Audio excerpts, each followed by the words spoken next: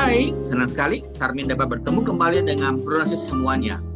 Di video kali ini, Sarmin akan membahas sebuah vitamin yang sangat-sangat viral pada masa-masa pandemi akhir-akhir ini, yaitu tentang vitamin D. Vitamin D adalah nutrisi yang bermanfaat untuk pembentukan tulang. Vitamin D juga diperlukan tubuh untuk menjaga kesehatan jantung, otak, dan otot. Vitamin D terbentuk secara alami ketika kulit terkena sinar matahari langsung.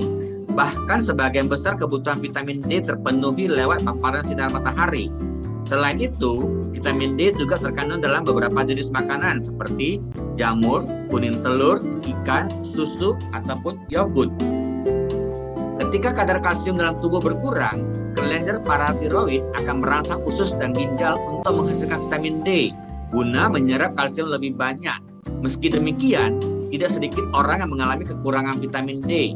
Hal ini biasanya terjadi ketika tubuh tidak mendapatkan sinar matahari yang cukup atau tidak efektif dalam menyerap vitamin D. Pada kondisi tersebut, dibutuhkanlah suplemen untuk mencegah kekurangan vitamin D. Vitamin D ada dua jenis, yaitu ada vitamin D2 dan vitamin D3. Vitamin D2 berasal dari tumbuhan, sedangkan vitamin D3 berasal dari hewan. Nah, kita bahas dulu lebih mendalam tentang vitamin D. Kadar serum vitamin D itu adalah lebih besar dari 30 mikrogram per mililiter. Merupakan konsentrasi optimal yang memberi manfaat untuk kesehatan. Itu maksudnya adalah satu hari kita minimal perlu 30 mikrogram. Seiring bertambahnya usia, kemampuan kulit memproduksi vitamin D3 semakin berkurang. Pada musim dingin, sangat sedikit radiasi UVB yang sampai ke permukaan bumi di daerah tertentu. Hal ini membuat resiko defisiensi vitamin D saat musim dingin meningkat. Walaupun wilayah tropis mendapat paparan sinar matahari lebih tinggi, hal ini tidak menjamin kecukupan vitamin D apabila kegiatan sosial dan budaya masyarakat saat adanya paparan sinar matahari dibatasi, terutama dengan adanya anjuran stay at home pada saat pandemi ini.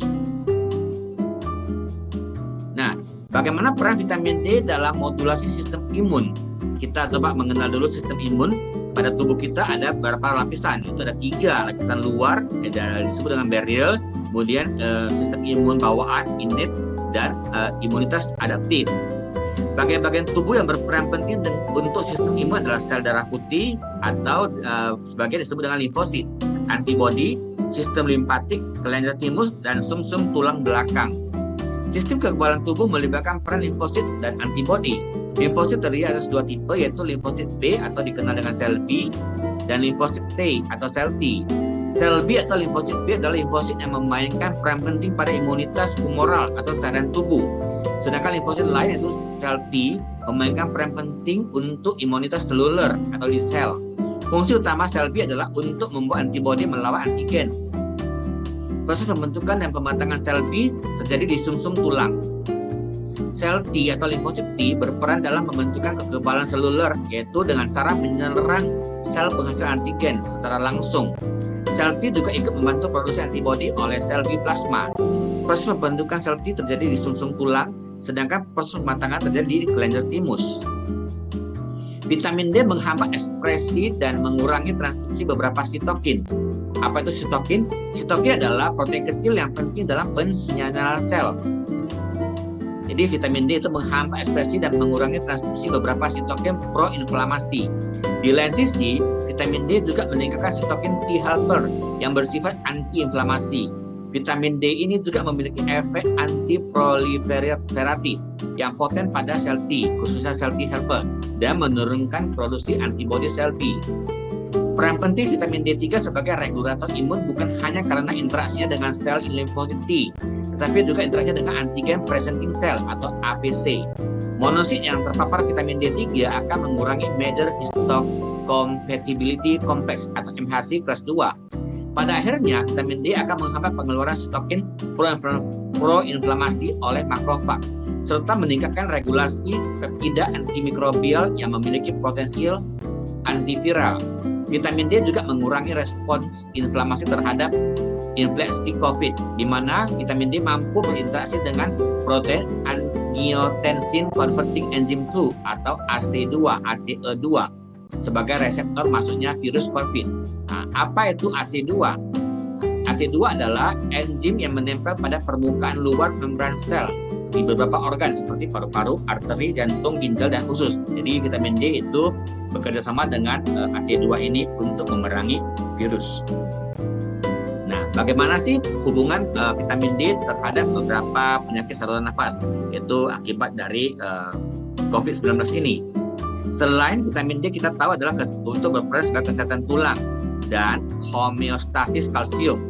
Homeostasis adalah proses dan mekanisme otomatis untuk mempertahankan kondisi konstan agar tubuhnya dapat berfungsi dengan normal meskipun terjadi perubahan pada lingkungan di dalam ataupun di luar tubuh kita. Jadi banyak bukti menyatakan bahwa vitamin D memainkan peran dalam pencegahan dan terapi berbagai macam penyakit infeksi respiratori. Respiratori adalah keadaan turunnya pH darah disebabkan oleh proses abnormal pada paru-paru, seperti tuberkulosis paru dan influenza. Jadi vitamin D telah terbukti dalam menurunkan resiko infeksi saluran pernafasan. Bersamaan dengan itu, efeknya dalam meningkatkan imunitas seluler dan adaptif. Juga turut membuat vitamin D patut dipertimbangkan sebagai opsi potensial untuk mengobati dan mencegah COVID-19 ini merusak tubuh kita. Kesimpulannya, vitamin D adalah berperan dalam modulasi sistem imun dengan menghambat pengeluaran sitokin proinflamasi dan meningkatkan sitokin yang bersifat antiinflamasi. Vitamin D juga mampu berinteraksi dengan protein angiotensin converting enzyme 2 atau ACE2 sebagai reseptor masuknya virus COVID-19 sehingga mengurangi respon inflamasi terhadap infeksi COVID-19. Nah, yang kali ini saya akan mereview adalah dari Nutrilite Calma D. Jadi sebelum kita masuk ke Calma D-nya ini, kita harus tahu dulu tubuh kita itu kekurangan vitamin D dan kalsiumnya. Itu kita sering merasa kesemutan, kemudian kram dan nyeri pada otot, kuku dan rambut mudah rapuh, dan mudah lelah. Itulah tanda-tanda bahwa tubuh kita sudah mulai kekurangan vitamin D dan kalsium. Tulang yang kuat untuk tubuh yang sehat. Jadi kalsium itu sangat penting untuk sebagai penopang tubuh. Jadi tulang itu memerlukan vitamin, mineral, dan kalsium yang cukup agar terus dapat melakukan regenerasi. Kekurangan ketiga hal tersebut dapat menurunkan kondisi tubuh yang akhirnya akan mengakibatkan osteoporosis. Jadi dalam Nutrilite Calma D ini mengandung lebih banyak kalsium dibandingkan dengan 2,2 cup yogurt dan juga lebih banyak mengandung magnesium dibandingkan dengan 3 mangkok nasi dan juga lebih banyak vitamin D3-nya dibandingkan dengan susu formula. Keunggulan dari produk Nutrilite Calma D adalah kaya akan kalsium, magnesium, dan vitamin D3. Kalsiumnya berasal dari rumput laut yang terklasifikasi, membantu kesehatan tulang, dan bebas laktosa. Jadi kita akan jelaskan itu kaya akan kalsium, magnesium, dan vitamin D3. Pada umumnya, tubuh orang dewasa memerlukan asupan 1000 sampai 1200 mg kalsium per hari. Kalsium adalah salah satu mineral yang sangat penting untuk pertumbuhan dan pemeliharaan gigi serta tulang. Selain itu, kalsium juga dibutuhkan oleh saraf, jantung, dan sistem pembekuan darah agar bisa berfungsi dengan baik. Magnesium adalah salah satu jenis mineral penting yang dibutuhkan tubuh. Magnesium berperan penting dalam menjaga kesehatan tulang dan jantung hingga membantu mencegah dan mengurangi stres. Vitamin D3 dapat diperoleh dari makanan mengandung sumber protein hewani seperti ikan laut, telur, dan susu. Tubuh memerlukan vitamin D3 untuk membantu menyerap kalsium dan fosfor yang penting untuk memperkuat tulang serta pembentukan dan perlindungan tulang dan gigi. Kebutuhan vitamin D3 pada orang dewasa adalah 600 IU, sedangkan pada anak-anak remaja adalah 400 sampai 600 IU. Nah, 1 IU vitamin D itu setara dengan 0,025 mikrogram. Jadi kalau tadi kita bahas untuk supaya D3 dalam tubuh kita itu cukup, itu kita minimal perlu 30 mikrogram. Itu setara dengan 1200 IU. Nah, untuk komposisi dari Nutrilite Calma D ini mengandung kalsiumnya 200 mg, magnesiumnya 83,33 mg. Vitamin D3 adalah 3,33 mikrogram. Jadi sehari kita disarankan mengkonsumsi 3 kali dalam 1 tablet. Berarti satu hari kita ada mengkonsumsi 3 tablet.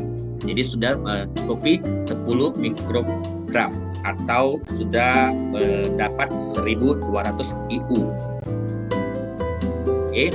Jadi kadang-kadang ada orang mengatakan minum kalsium, susu kalsium itu akan mudah merasa kembung dan mules, bahkan bisa mencret.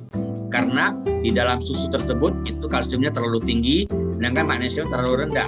Perbandingan seimbangnya adalah 1:2, lebih kurang 1:2. Jadi kalau kalsiumnya 1, berarti magnesiumnya 1, kalsiumnya 2. Itu adalah perbandingan yang ideal. Nah, apa sih sebenarnya fungsi dari Nutrilite Calma D ini? Calma D adalah untuk yang usia 4 tahun ke atas. Kalau untuk di bawah 4 tahun itu boleh kita mengunyah Kids Chewable Calma. Jadi untuk anak-anak belum ada D-nya.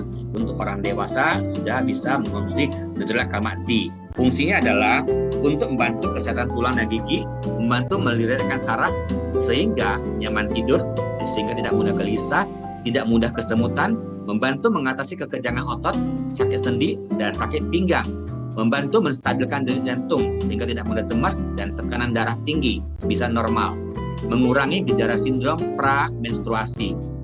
Kemudian fungsi dari Nutrilite Calma D juga bisa membantu gerakan peristaltik pada usus untuk mengatasi masalah sembelit sehingga bisa mengurangi resiko terkena kanker usus.